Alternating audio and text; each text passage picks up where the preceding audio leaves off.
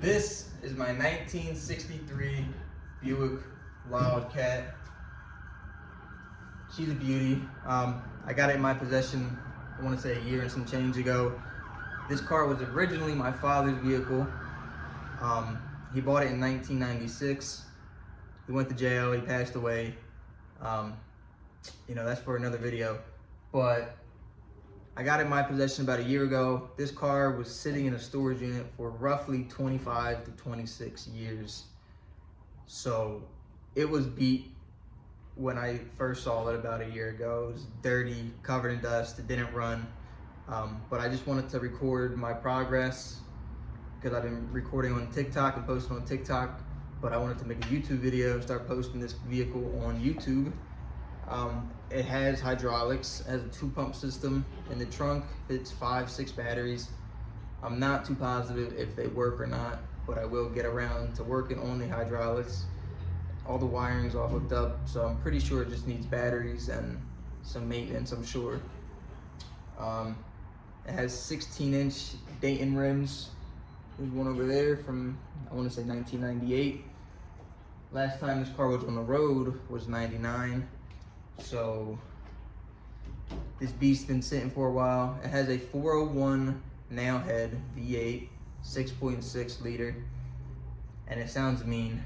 I got it running about a month ago with my grandfather. Appreciate him. It sounds mean. It sounds real nice.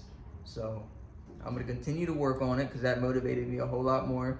I just wanted to show you all the progress that I've done so far to this vehicle since I had it. And yeah, just get you guys caught up, and then I'm gonna continue to post on YouTube as well as my TikTok. So let's get to it. I'm gonna update you guys. Let's get it. All right, let's pop the hood real quick. The good old metal cars. The hood is heavy as hell, but engine bay is open. Let me get you guys a little closer. All right, I got you guys at a better angle to see in the engine bay a lot closer. I'm gonna be telling you what I've done so far since I've had the car. The first thing I worked on was actually the interior, because underneath the dash was a whole load of wires that my dad put in, like kill switches, radios, relays, grounds, a lot.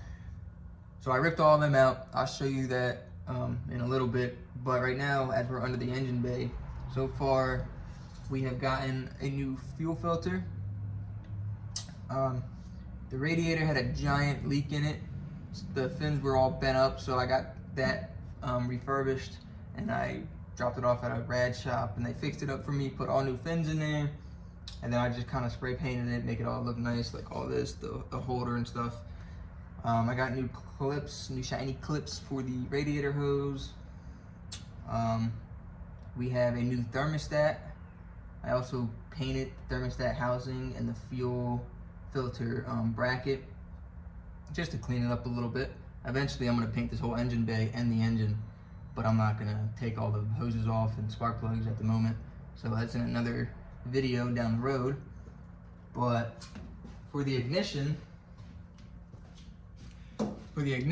that was a pain in the butt, because when I first got this car, it had zero spark, right? Zero spark. And I could not figure out why. This is also my first time working on a classic vehicle. But yeah, I couldn't figure out why we didn't have spark. So I got a new coil, I got a new resistor, I got a new rotor, cap, points, and also all the original wires were all brittle, like all the connection points. So I spliced on new connections to everything. It looks a lot better. And I have spark. We had to measure the points with a dwell meter, me and my grandfather. I wouldn't know what to do if it wasn't for him, so he showed me how to work it, and eventually we got it running, we got it started. It sounds mean as hell, by the way. This is a V8 401 nailhead engine with a 6.6 liter. So it's a big girl, she's a big girl, but I love this beast. And that's everything I've done to the engine so far, actually to the whole car.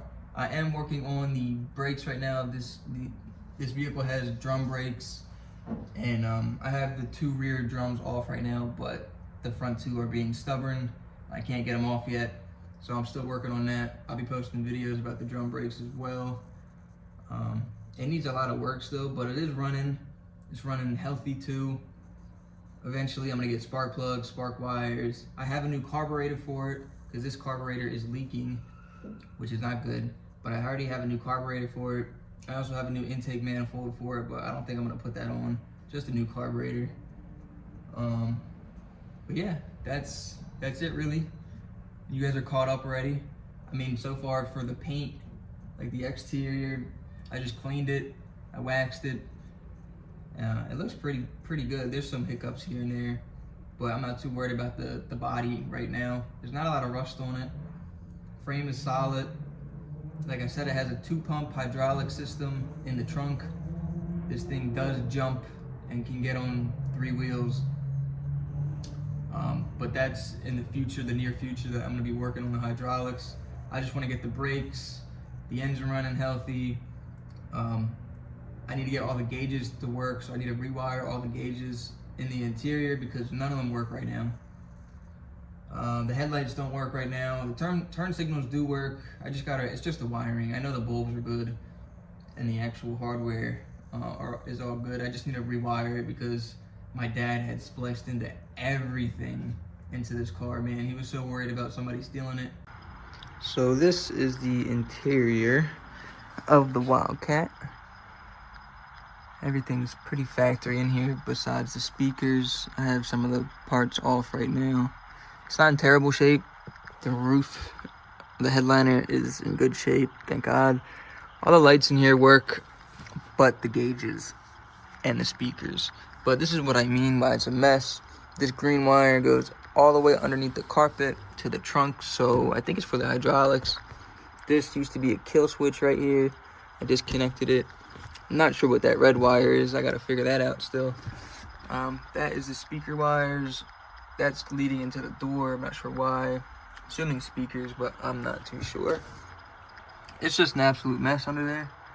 There were a whole bunch of more wires.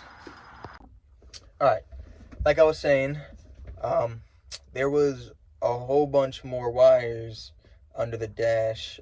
There was like a custom horn that played music, more kill switches, a whole lot of relays for speakers and amp. There was a whole amp under there. There used to be subs in this car, but somebody ripped them out before I got them. You know, whatever. I just buy new ones. It's fine. Anyway, but yeah, there was a lot more wires under there. It was a mess, but I cut all them out. I followed them back to where they were spliced. Made sure I didn't cut any factory wires because I don't want to mess with that.